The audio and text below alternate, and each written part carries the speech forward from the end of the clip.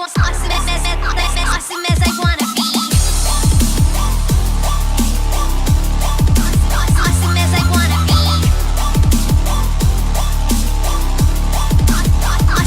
wanna be. Hello everypony, and welcome to my review of Applejack's Day Off. This time, the Fox Bros, the writers behind the terribly boring Season 6 episode, The Gift of the Mod Pie, are back once more to bring us this new AJ and Rarity-centric episode. However, I am a pony that tends to give a lot of second chances, especially in this new year where I'm trying to let go of my grudges and negativity. So let's see if the Fox Brothers can deliver a better episode this time around. We start this episode with Rarity waiting for Applejack at the spa for their weekly spa visit. Once AJ finally arrives, she apologizes to Rarity that she was so late and explains that her chores are taking up a lot of her time these days. Aloe then comes in to tell them that the spa is closing, and AJ apologizes again for missing the whole day to a very pruny Rarity. Theme. The next week, or at least I'm assuming it's the next week, Twilight and Spike go to Applejack's to deliver some pie tins while Rarity tags along with the intent of spending some time with Applejack at the spa. Of course, when she gets there, AJ is too busy with chores to come to another spa day. Feeling bad for Rarity and AJ not being able to see each other, Twilight offers some of her and Spike's time to help AJ with some of her chores. AJ tells Twilight that if she could feed the pigs, she can go with Rarity to the spa for about an hour, and Twilight agrees to take care of it. Before she can go, though, AJ gives her an extremely long list that details how she's supposed to feed the pigs. After AJ and Rarity head off, Twi and Spike take a look at the list and are confused at its instructions, which start with opening the gate, closing the gate, and walking away. When AJ and Rarity get to the spa, we get a pretty great comedic scene with them catching Rainbow Dash red-handed, or in this case, tortoise slipper-hooved, at the spa. Of course, Dashie immediately denies that she was there to be pampered, saying she was instead there for a treatment to an injury she sustained during Wonderbolt's practice. That is, until a spa worker comes over and tells her that they won't be able to get her in for her muzzle massage and indulgent hoofacure for a while. I love little moments like these where we break through Rainbow's tomboy demeanor and see that she's still a girly girl at heart.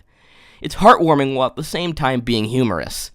It's been done before in this show, and hell, we've even had a whole episode with a similar premise before, except Dashie was trying to hide her nerdy side instead of her feminine side. But this is one of the better examples of it that comes to mind from this series. After Dashie leaves, Rarity takes note that if the spa workers weren't able to fulfill Dashie's appointment, they must be running a bit behind. Rarity then walks into the sauna area where a long line of ponies is waiting to use the sauna room.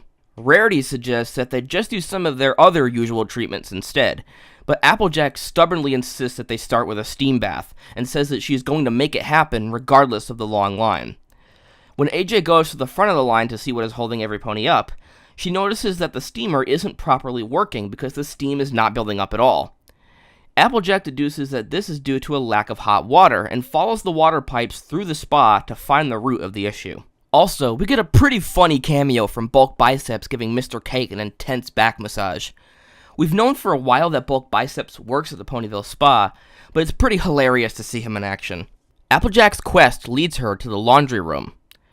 Rarity is getting more and more frustrated with Applejack wasting their precious time together at the spa, but Applejack is more concerned with solving the mystery.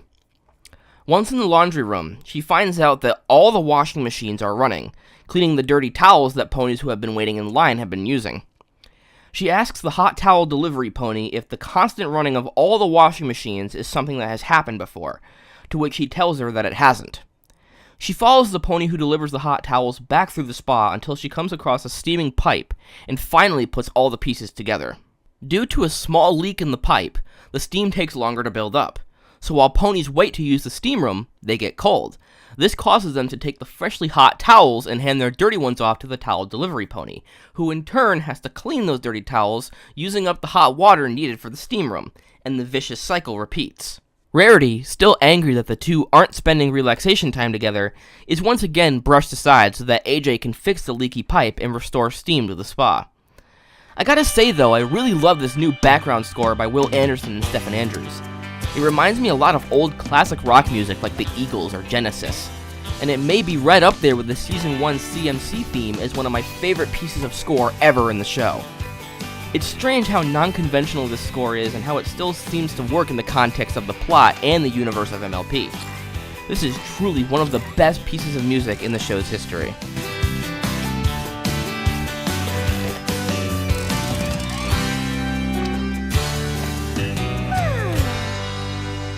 After AJ is done fixing the leak, Rarity declares that there is now no more time left in their visit to actually use the sauna, and asks Aloe in a slightly aggressive tone why they never thought to check for leaks at the spa. Aloe tells her that they must have been so busy that they just got used to the way things were, and didn't realize there was a problem. Rarity then says that they obviously needed a fresh pair of eyes to identify the problem, giving a not-so-subtle hint at the lesson AJ is going to learn at the end of this episode. When AJ and Rarity get back to the farm, Twilight is caught up hanging from a rope above the pig pen, as per AJ's instructions on the list, and later admits that she hadn't even gotten started feeding the pigs. That's when AJ takes over and begins doing it herself, all the while telling Rarity that the spa ponies doing things the same way all the time doesn't make things better, and that it can lead to doing a whole lot of extra work for no good reason, making everything harder, all the while being ignorantly hypocritical as she proceeds to do a whole bunch of extra unnecessary work to feed the pigs, just because that's the way she's always done it. When Twilight and Rarity point this out to her, AJ finally realizes there's a more efficient way of doing all of her chores. We then get a nice montage of AJ finishing her chores in this much more efficient way with a reprise of the same awesome background music from the spa. 2 instances of the same awesome score in one episode? That's an Academy record! That's when Twilight gives the moral for this episode. Sometimes you may need a friend's outside perspective to help you realize potential problems in your life that you may not see. While this isn't a bad moral and is still certainly applicable to a wide audience, kids and adults alike, I'm not sure how valuable it is. I mean, your life will certainly be better if you keep it in the back of your mind, but how useful is it really?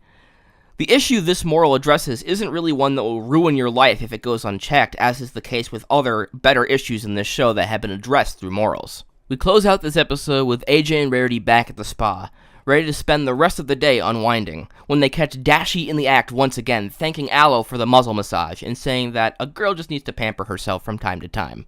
So, what did I think of Applejack's day off? I think this episode suffered from a lot of the same problems as the Gift of the Mod Pie, and just didn't have enough of an engaging conflict. This episode could have been more interesting if it focused entirely on the mystery at the spa, and had been sort of a sequel episode to Rarity Investigates. But the mystery was solved before we really had a chance to settle in and ponder it. It felt like this episode's plot was also purely crafted just to deliver the moral. I know that technically all episodes do that, but with most other episodes, the conclusion to the moral seems more sudden, like an epiphany, which makes it feel more natural. This episode was just one giant build-up to the moral.